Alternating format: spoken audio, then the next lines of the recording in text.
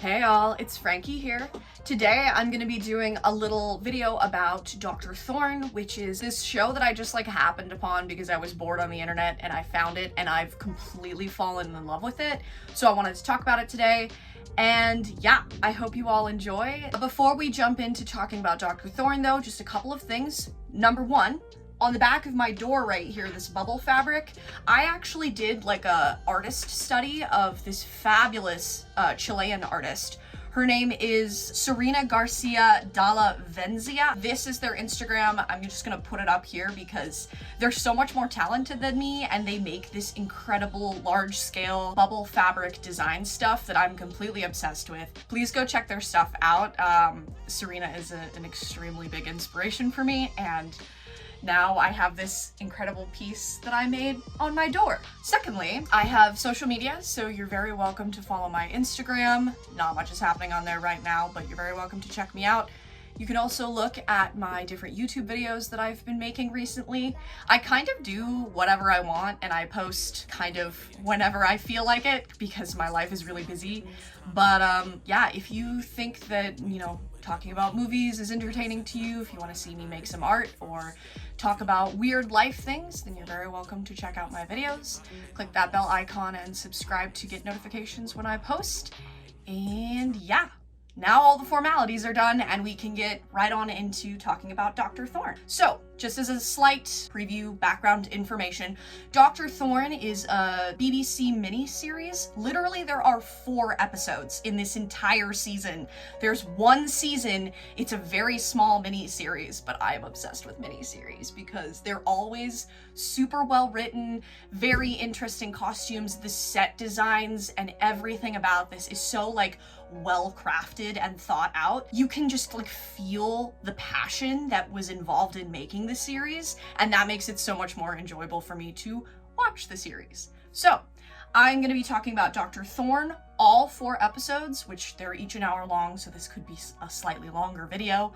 But if you want to learn about Dr. Thorne and hear more about murder and love triangles, all set in the 1830s British countryside Victorian era?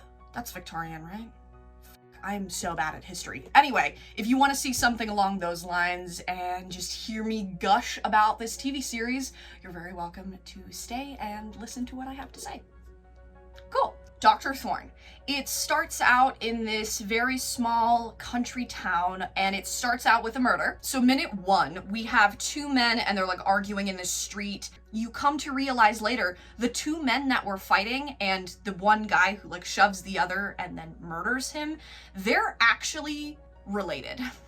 So they're related by marriage. So one guy accidentally murders the other one and that starts out what Dr. Thorne is. Then, as shows do, 23 years have elapsed between the murder at the very beginning of the show and the beautiful sweeping garden party-esque villa / giant mansion that we see here. And it's a bunch of ladies basically talking about what's happening with their wedding, the plans and everything. They're clearly upper crust humans. And we are introduced to our main character, Mary Thorne, and she comes and she joins in on the conversation about the wedding, but because she isn't higher class, she is kind of shunned from the conversation, and these rich girls are being mean to her, even though they're apparently supposed to be friends since early childhood. I hate rich people. It's one of the reasons that I left Los Angeles. Anyway, so mean girls are being mean, and then their mother also is mean to Mary Thorne, which makes me hate all of them instantaneously and fall in love with Mary. Very manipulative plot trope, but it works. It works its charms. Mary Thorne leaves. She has this really cute conversation with the boy that they have a love story throughout here. And she has this conversation with this beautiful young man, but we get to see her feisty side. So she's not just this placid character that gets steamrollered over by rich people. She also has kind of a silver whip tongue and can take people down and another reason that I've fallen in love with Mary Thorne. She has this cute interaction with her boyfriend, the 1830s version of a boyfriend. We are then introduced to one of our other main characters, Dr. Thorne, who is Mary's uncle. Yeah, he's Mary's uncle, and he turns out to be one of the most compassionate human beings in this entire series, because they have this conversation. Mary gets home, because of all the mean girls saying mean things about her, she gets home and she's like, "Uncle, how do I fit into society? I don't know who my parents are. I don't know if I would degrade myself by marrying this like wealthy man, or if I'm even worthy of affection from him." And they have this really deep, hard conversation about how Mary is actually a bastard. Her mother wasn't married to her father, and then her father was the guy that got murdered at the very beginning of this TV series, so she's been raised by her uncle ever since, and she's just coming to realize that her birth puts her at a disadvantage, especially considering the people that she is living with and surrounded by in this kind of like rich country town. She isn't eligible to even marry the son of the wealthy family because she's a bastard, which I hate that word, but it is an accurate description of what she is. There's some like scenes that happen with the other family that's being a shit to Mary, and some stuff about the drunken, I wrote down in my notes, there's something to do with a drunken fool. It's because Dr. Thorne is taking care of this guy that's dying, and he refuses to like stop drinking alcohol, even though it's literally killing him in front of our eyes in this show. I don't care enough about that to talk about that in depth, but anyway, that happens. And then the young man that we saw at the very beginning of episode 1, who's like in love with Mary, his name is Frank, and they have another cute interaction. Frank is clearly in love with Mary, like you can literally just see it in his eyes. They like sparkle when he's around her. Because Mary just found out that she has an illegitimate birth, right? She kind of starts pushing Frank away from her and being like creating a little bit of distance between them, which is really sad, but also kind of understandable considering that she is more realistic about 1830s British living standards and the fact that society at large wouldn't accept them as a couple. If she's poor and also has an illegitimate birth, then the fact that they want to like get married isn't very feasible. So it's kind of heartbreaking, but also it makes sense in the grand scheme of things. Also, side note, just FYI, the gown that Mary is wearing that has the like low cut shoulder exposure thing in this scene, I want to make that dress so freaking badly. I love dresses that like show off the collarbones. Also, one of the reasons that I just wore a bra today on camera is because I wanted to show off my new tattoo. It's only half done. It's clearly a cover up for this pomegranate that was on my body beforehand, and on Wednesday I'm getting it shaded in, so it's gonna look completely different. Anyway, just wanted a tiny reminder on my YouTube channel that, you know, we're constantly evolving and changing. And I get to show off my cool ass shoulder now.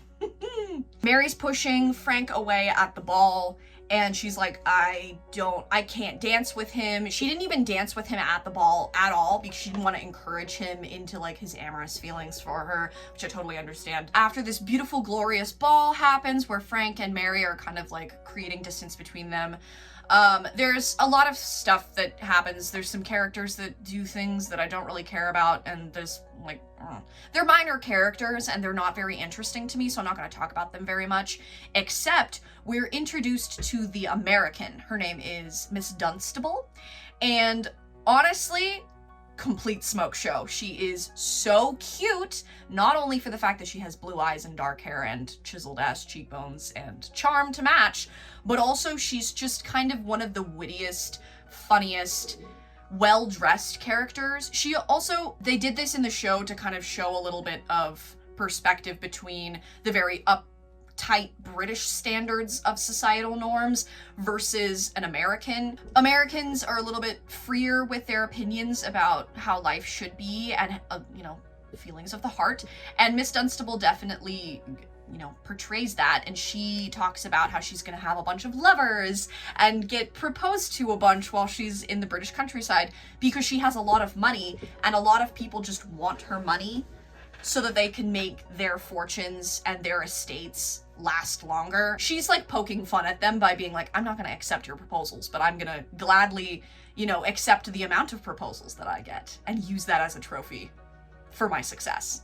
She's a great character. I love Miss Dunstable. The annoying family that I'm like not very interested in talking about, they're called the Greshams. They're the mean girls of this show because they're such assholes to Mary. The Greshams, so Frank is a Gresham. He's the one that's in love with Mary.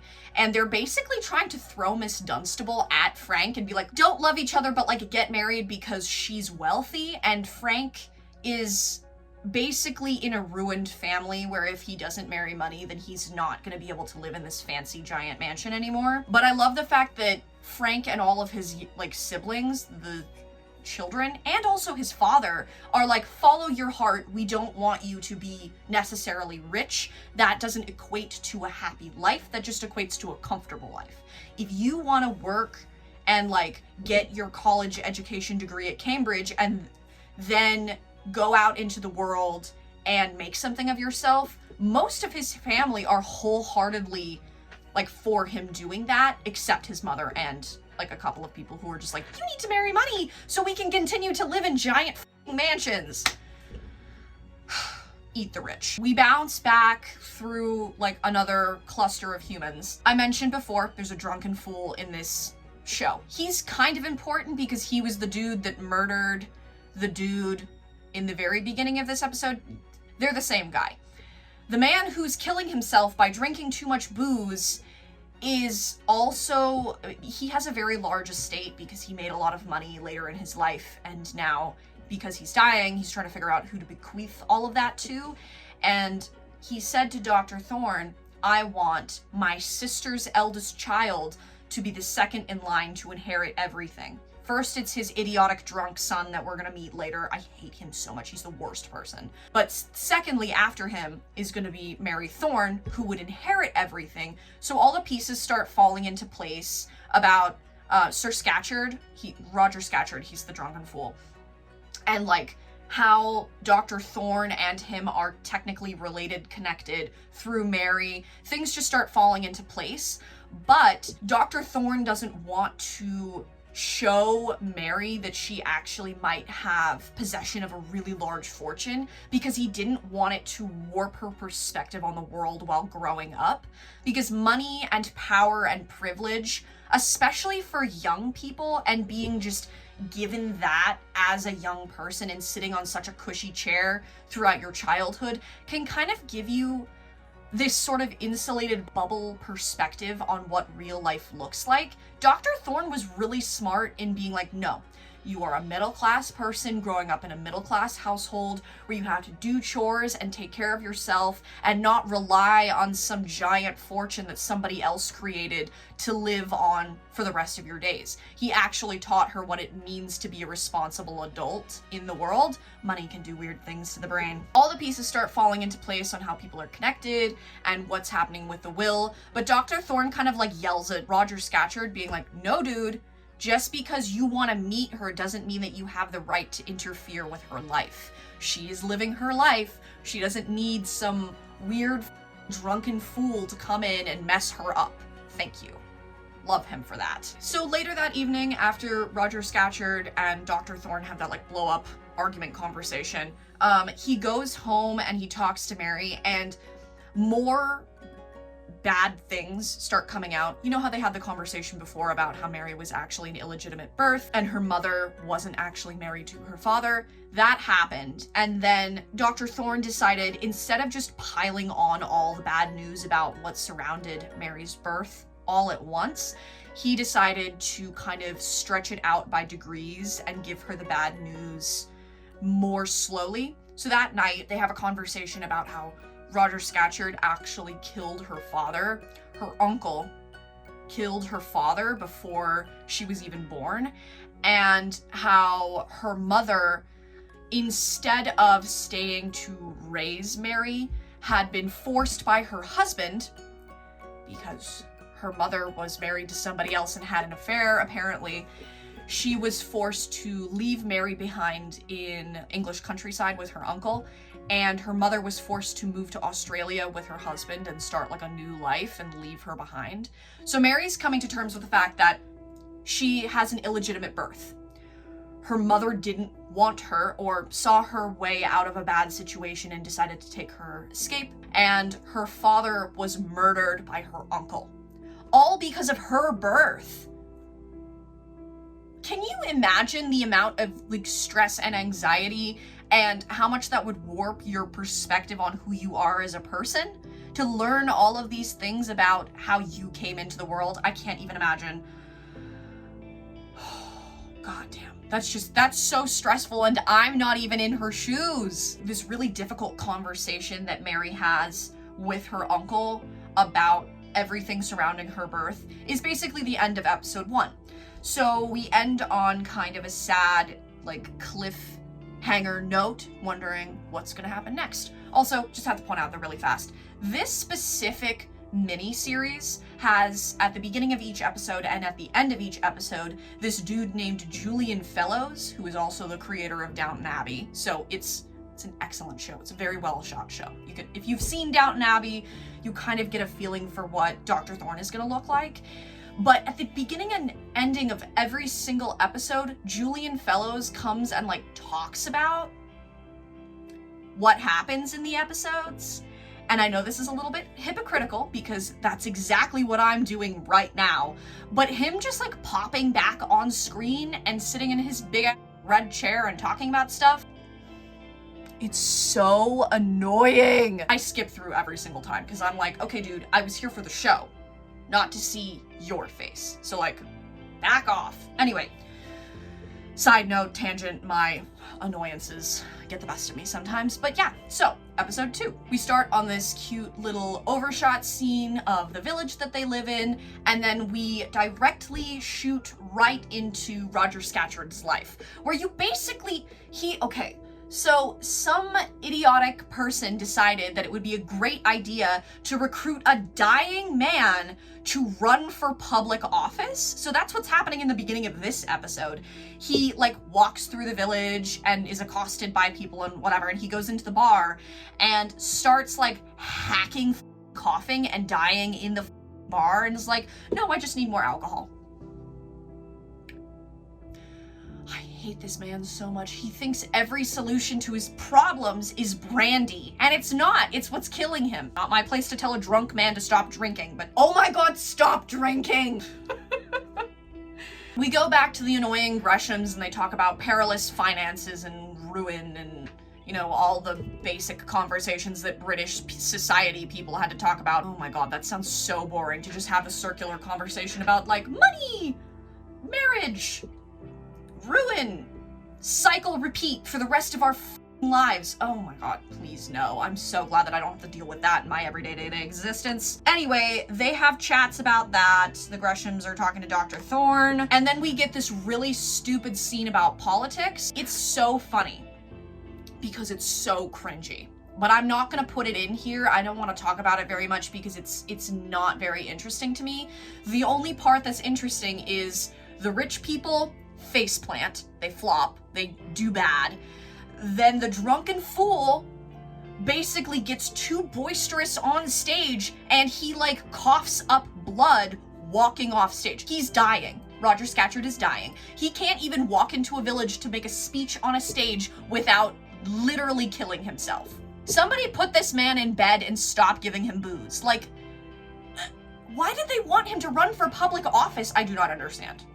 Men are idiots. After the annoying scene about politics that I literally give zero about, Dr. Thorne goes over to the Gresham's house because he's friends with the dad and he's kind of enemies with the mom, but he's having discussions about how Roger Scatcherd is dying and he's leaving the all of the debts that he has to collect for his son. This is very complicated and very annoying, but basically when Roger Scatcherd dies, all of the debts that he has accumulated over the years go to his son.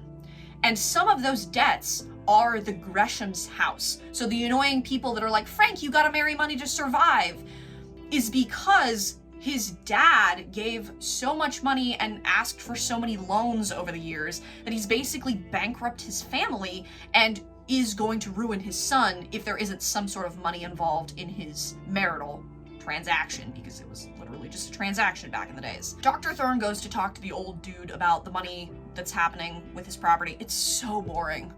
It's so annoying. I don't care. Mortal peril for their family is happening.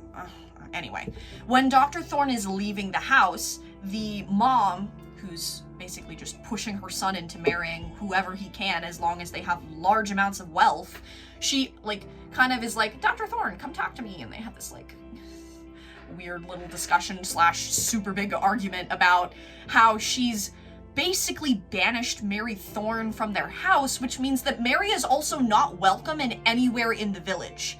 This very high-powered family has now said, you're not welcome in our home because we're afraid that you're too closely attached to Frank.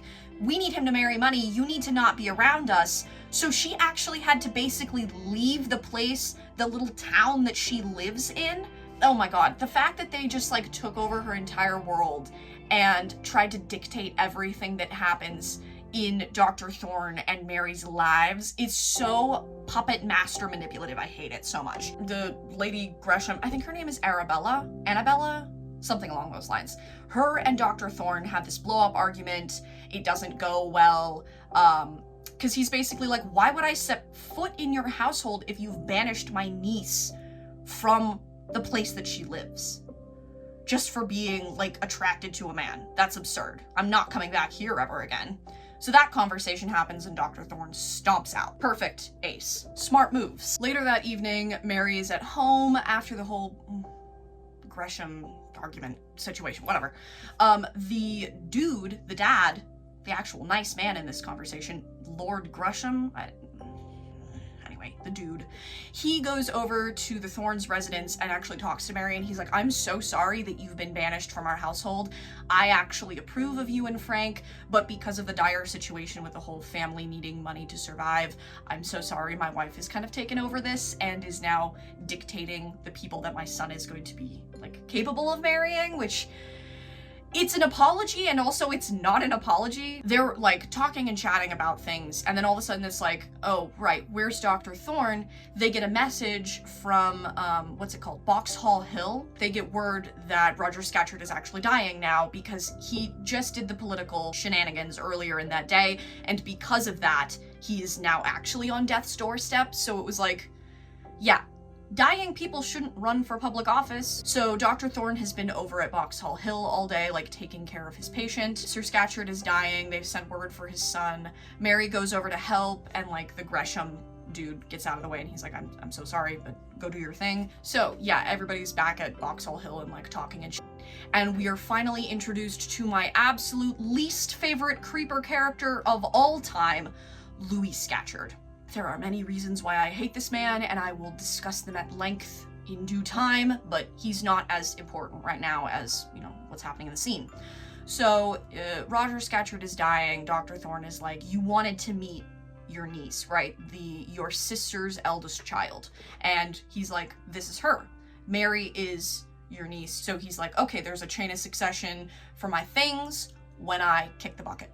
Cool. Roger Scatcherd is dying. All the Thornes are there to take care of him. And then we ping pong over to what's happening at the Gresham's place, where Miss Dunstable, the American, and Frank Gresham, names, they're having a conversation. They're hanging out, and the Gresham clan, they're kind of watching over the shoulders of these two young people. Frank is basically yeah, my family thinks that you're gonna be marrying me, and we're having a conversation about getting engaged tonight. Miss Dunstable, she turns out to give Frank some of the best advice in this entire show, which is basically your back is straight, your arms are strong, make what you can of this life. Even if it means throwing away all of your family's accumulated wealth and your giant mansion, if it means that you can marry the girl that you want to actually spend the rest of your life with and you're gonna be happy, do it.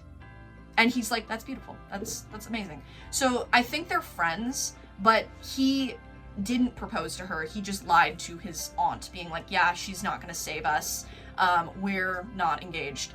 Obviously that devastates the rest of the family, but Frank is just like, yeah, I'm gonna follow my heart, even if it means throwing away all of this accumulated, like, societally pressurized norms for my type of people, for the very wealthy. He doesn't want that. He wants to be his own man, which I wholeheartedly respect. The next day happens, and we wake up to Roger Scatcherd having died in his sleep. So Dr. Thorne, Mary Thorne, Mrs. Scatcherd, the wife of Roger Scatcherd, she's also in the room, and then his son, Louis Scatcherd. They're all there to see that he's died, and he's never looked better. Anyway, that was kind of mean, but yeah, drunken fool number one dies. Goodbye, sir. We go back over to whatever the Greshams are doing, and it turns out that one of the sisters, she's not a main character, so I don't even remember what her name is, but she got engaged with the other man who was politically rivaled against Roger Scatcherd, the guy that made a faceplant version of his speech and, like, sucked. Him and this girl were engaged, but because she was engaged to him purely for his money, he decided to call it off and basically ran away from the Gresham's house. So this whole scene happens where Frank is, like, trying to console his sister, and she's crying on the couch, and is happening, but I don't really care very much. We go back over to Boxhall Hill, and Mary, because she's basically banished from her own village, has decided to stay at Boxhall Hill to kind of be a companion for Lady Gresham, the older woman who just lost her husband. Excuse me, that kind of sounded like a horse, strangely enough. Okay, so Mary is a companion for Lady Gresham, and she's, like, getting ready to go on a ride because rich people get to have horses and go riding. She does her thing, and right as she's about to, like, get on her horse and go do her thing, Creeper McCreepface, Louis Scatcherd, comes by and is being a drunken fucking creeper ass bitch. He looks at Mary like he's hungry, like he wants to devour her. I'm not a fan of this young man. Oh my god. Him and his also creeper as manservant basically just harass these women. Louis Scatcherd basically sticks to Mary like glue and is talking about, like, hey, I'm gonna take Gresham from this family and call in all the debts on my 30th birthday, or it's some, like, birthday anniversary thing. And Mary's like, I don't want you to do that. I don't want you to throw them out on the street. They live there. I grew up in this house. Like, why would you do something like that? Oh, and also something that I noticed, because I've now watched this show like 3 times in a row in the last couple of months. Mary, obviously, you can just tell by her body language how much she dislikes Louis Scatcherd, because the entire time they're having a conversation, Mary stays on her horse. She's like, I want to be as far away from this young man as I can possibly get, and staying high up on this animal is as far away from him. Body language speaks volumes about how she feels about this dude. Episode number 3. We start out with this cute little tea party where we also get to see another side of Mary, where she, again, has a silver whip tongue and is talking about how disagreeable Louis Scatcherd is, which is an extremely nice way of putting he's a creeper drunk fucking bitch. Because it's true, but, like, this is 1830s. You gotta be kind of polite. He's the most disagreeable fucking young man I've ever had the misfortune of watching on film. Up to this point, oh my god, I hate him. His mannerisms, his personality, his everything is awful. Except, I have to point this out, he is super physically attractive. His cheekbones, jawline, body type, so beautiful physically, but everything about his personality and the way that he looks at the world and his entitlement, his aggression, and his constant drunkenness makes me want to spend absolutely no time talking about him or in his presence at all. They're talking about how disagreeable he is, and beautiful little tea party scene. They've got all these really cool, like, flowery bonnets and stuff in this scene that I love. Wouldn't want to wear them myself because I feel like that would restrict your head motion. Also, I never wear hats anyway because they make me look weird, but I love these, like, frilly, cute bonnets that they've got going on. Very nice and time period-esque. Not that I'm an expert. After we have this cute little, like, talk about how Mary actually feels about Louis, and she's not really a big fan of him. We switch over to Dr. Thorne. He's hanging out at home and it looks like he's doing paperwork. And then Lady Arabella Gresham comes over to his house, which is, first of all, like a big deal, because why would she ever set foot in something that's not a giant manor house or a palace? She's one of those uppity types that I don't think would ever do something like that. But she comes over to Dr. Thorne's house and is basically trying to, like, put words in his mouth, forcing a perspective of the world onto him, being like, oh, our families should still be friends, even though, like, I don't want our children to talk to each other or be anywhere near each other, and I sent your niece out of our village. She's literally not welcome here right now because of our idiotic living standards. And she's trying to smooth things over clearly, but it goes horribly wrong, and they have like a blow-up argument in this moment. The hilarious part, though, is so they fight. They're like yelling at each other about how this is stupid and he doesn't want anything to do with their family anymore because of the snobbish way that they've been treating this family. At the very end of the argument, Lady Gresham's like, you've forgotten yourself, sir. She stands up, she goes to leave, and she stands in front of the door, like, waiting. And Dr. Thorne comes over and pulls the door open for her and is like, have a nice day, Lady Gresham. They just had a blow-up argument, and they're so British and classist, and, like, because she's higher than him, he has to still follow the societal norms of, I need to open the door for this great lady, even though she is the one that's basically messing up our family friendship dynamic right now. Why? Oh my god, I'm so glad I don't live in this society, because that sounds awful. It's like pulling teeth kind of painful. Don't want any part of that. No, thank you. Anyway, I love that he actually, like, wasn't afraid to fight her, though, even though Dr. Thorne has to be nice to Lady Arabella Gresham. He still fights her and is like, I'm not letting go of my standpoint on how you've treated my family. Be gone. But, like, in the nice British version of putting that. Anyway, so there's more scenes of, like, the Greshams doing things and the minor characters that I don't very much care about talking about ruin and hardship and life being difficult for them or whatever. Literally does not matter to me, so I'm moving on from that. Frank Gresham decides, hey, you know what? I really like this girl and I want to go talk to Mary because I just got permission from my dad to go and, like, marry her anyway, even though neither of them has, like, a penny to their name. So he goes over to Boxhall Hill. He runs into drunken fool number 2, Louis Scatcherd, and also Lady Scatcherd, which they have a really cute interaction because Lady Scatcherd used to be his wet nurse back when Frank was, like, a little boy.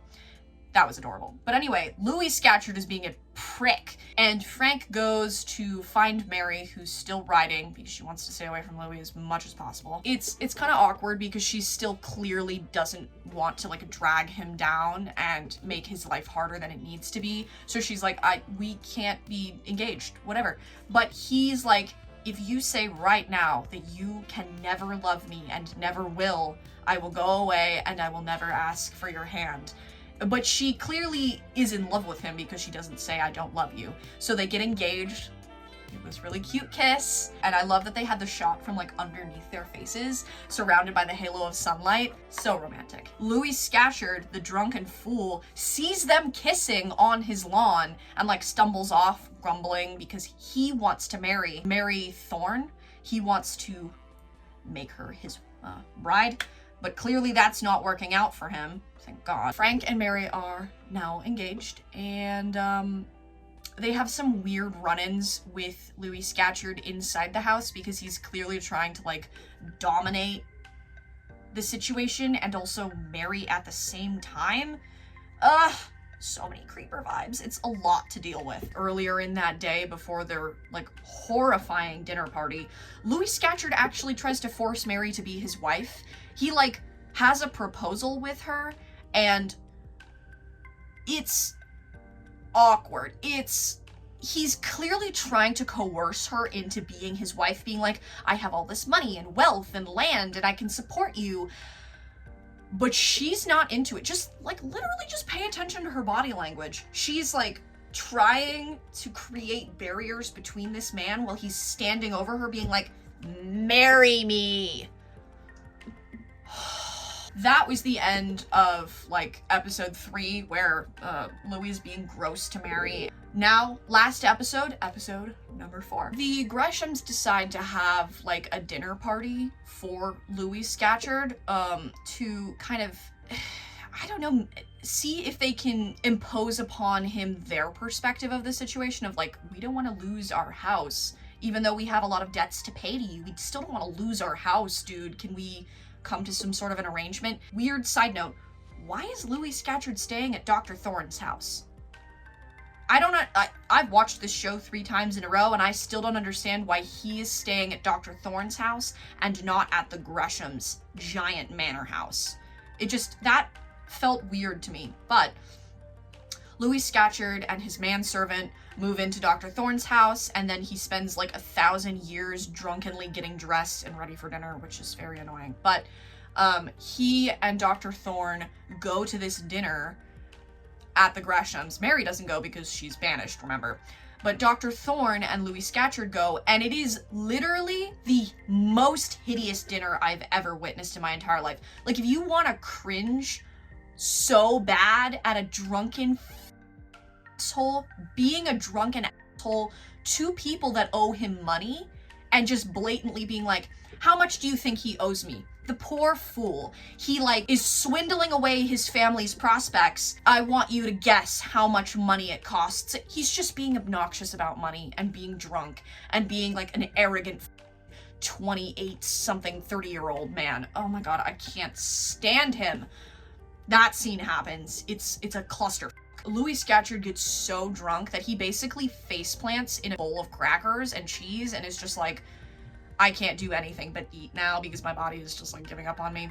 It's obvious. It's very sad and annoying and gross. They have their dinner. Louis basically dragged home because he's too drunk to function. And then when Dr. Thorne like drags Louis into the house, into his home at the end of the night, trying to get him into bed, he's like, where's the manservant? Please take care of your master and take him upstairs.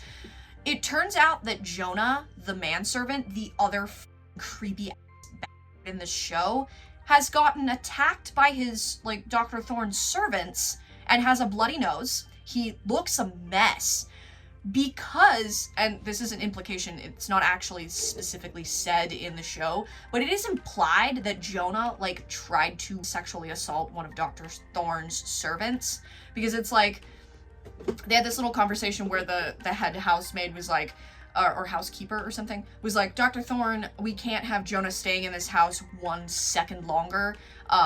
There was an interaction between a maid where it involved her crying and him being angry. It's kind of implied that he tried to force her to have sex with him, and then they punched him in the face and like broke his nose. So ace on the part of the house servants for kicking his grubby ass out of their house, because we do not abide by that kind of behavior. Another terrible character is thrown out, and then the meddlesome Gresham aunt comes to town. She's just one of the people that's trying to make Frank only marry for money. I keep saying the same things over and over, and it's very tiresome. She comes back into the picture. Whatever. Anyway, so Frank discovers that Louis wants to basically ask or call in all his debts, which includes Gresham Place, the house that they live at. Frank is like, I need to go have a conversation with him. Maybe I can like have some sort of deal, come to terms with him, and we can continue to live at Gresham Place, or if I can figure something out. And it turns out, because Dr. Thorne and the Gresham dad, they're like, that might not work out as well as you think it will, because Louis Scatcherd is actually also in love with Mary Thorne and wants to ruin his potential love rival by calling in all of his debts. Frank is like not deterred. He's like, I still need to try and save my family and save their fortune and go and have a conversation with Louis Scatcherd. Of course, Louis is drunk in the middle of the afternoon because he's drunk all the time. If he's awake, he is drunk. They have this blow-up argument, and Louis Scatcherd is like, I'm calling in my debts on my birthday. So he gets angry and he runs away, and he actually gets on his horse. And they do this interesting thing where while Louis is on his horse and clearly drunk, that entire scene, it's very hard for me to get like clips of because it was so jostly. They use the shaky cam action where they just like move the camera around while filming to make it feel more like drunken motion. Very nice touch. Louis gets on his horse, drunkenly rides off into the woods, and then stupidly, because again, don't drive drunk. Don't ride a horse drunk. Don't even get on a razor scooter when you're drunk. That's like a basic knowledge of the universe. When you're drunk, don't get on a moving object that's like faster than you walking because bad things will happen. He clearly isn't thinking straight, and he runs into a tree, Louis Scatcherd, and he falls, and it really cripples his body. Minutes later, we're in Louis Scatcherd's bedroom. He's been like really severely injured to the point that he's actually dying. Louis Scatcherd just got himself killed falling off of a horse while drunkenly riding through the woods in anger. I couldn't have thought of a more fitting end for this hole. He's so annoying. I'm glad that they killed him off. It gives me like a semblance of justice for the amount of creepy that he did during this really short period of time. I'm not sad that he's dying. In the end, it's a little bit depressing because he is like, I hope Mary didn't think of me badly. I really wasn't trying to have ill intentions towards her. I just like her and I want her to be my wife. But like, he hopes that Mary didn't think him a fool. She absolutely did, but you know, he's a dying man, so all is forgiven, I guess. Ugh, whatever. Anyway, Louis actually dies because one of his lungs got punctured when he fell off his horse drunkenly, which means Mary is now the sole inheritor of Boxhall Hill, all of this giant estate that Roger Scatcherd initially had to his name, and that makes her an extremely wealthy person. While all of this is happening and Louis Scatcherd is dying from his idiotic horse accident, Mary is actually having a conversation. She's at home at Dr. Thorne's house, and she was like greeted by the mother, Lady Arabella Gresham, and the aunt. I don't know what her name is. I literally don't care. But these two very imposing figures come and they're like, we need you to not marry Frank. You have no money to your name. You're going to drag him down. And what they actually tell Mary kind of sinks in, and she calls off her engagement with Frank and tells him, like, we can't be married anymore. Frank comes, they have that conversation. The ladies have their like really sad get rid of Frank conversation. And then that afternoon, when Frank comes over to Dr. Thorne's house and tells Mary that Louis Scatcherd has died from his injuries, Mary, that's when she told Frank, we can't be engaged anymore. Frank clearly doesn't accept it. He's like, I don't know what's going on. This isn't filmed. This is just spoken about later. But Frank didn't accept it, and Mary's really sad. But because of Louis Scatcherd dying, Dr. Thorne now has knowledge that Mary is going to inherit everything. Strangely enough, he doesn't say anything that evening. He's just like, things will look up in the morning. And they do. The very end of this last episode, it's really funny. So Dr. Thorne goes over to the Gresham's house and is like, Louis Scatcherd died. Do you know who the next person is that's going to inherit your debts that may actually bring your house down, crashing around your ears and your whole lifestyle? Mary Thorne, the sweetest human being in the entire universe, is now in charge of your debts. And this is really funny. So Lord Gresham, he like has to sit down. He's like, oh my God, she has all the money. She can actually marry Frank now and be part of our family without being shunned. It's great. It's a funny scene. Then Dr. Thorne, after telling Lord Gresham this, is like, I want to tell Lady Gresham this. The one person throughout this entire show who's basically been getting in the way of our two main characters' happiness is told that Mary now has an extremely large fortune to her name. And the moment where like Dr. Thorne tells her this, it's so funny. She literally just screams, and her husband is standing in the foyer of their house just like laughing his ass off at his wife. 10 out of 10 hilarious moments. Right after that, Dr. Thorne goes home, tells Mary that she has a giant fortune to her name, and she's like, now I can marry Frank. And at the very end of the episode, they get engaged and they get married, and it's I love this season. And like, it has a full circle kind of situation where they go from rags to riches. I'm trying to like speed through this very end bit because I can tell my roommates are right outside my door and they're gonna start making a lot of noise. So sorry if this end bit of the video is kind of fast, but I hope you go enjoy Dr. Thorne and watch it on your own time. I know that I will when in like a year I've forgotten the plotline of the show. I'm definitely gonna enjoy it again. Unfortunately, there won't be a season 2 because this came out in 2016 and it's 1 season long. So that's a really pretty much an indicator that this is the end of that series, and it's only going to be ever 4 episodes long, but those 4 episodes are super incredibly beautifully crafted.